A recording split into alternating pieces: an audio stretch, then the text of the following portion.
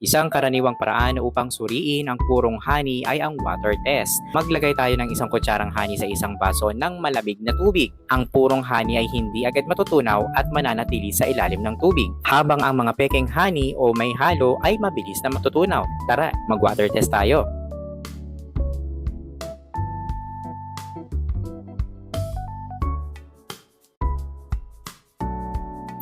Ayan, nakikita nyo na. Nakikita nyo na ba? Nasa ilalim ang honey at hindi siya basta-basta natutunaw. Ibig sabihin, wala siyang ibang halo at purong-puro ang Nature's Bee honey. Ang pagkilala sa purong honey ay mahalaga upang masiguro ang kalidad at benepisyo nito. Ang Nature's Bee honey ay may natatanging lasa at aroma. Subukan mo itong tikman, dapat itong magkaroon ng malalim na tamis. Ang amoy nito ay dapat ding natural at hindi synthetic.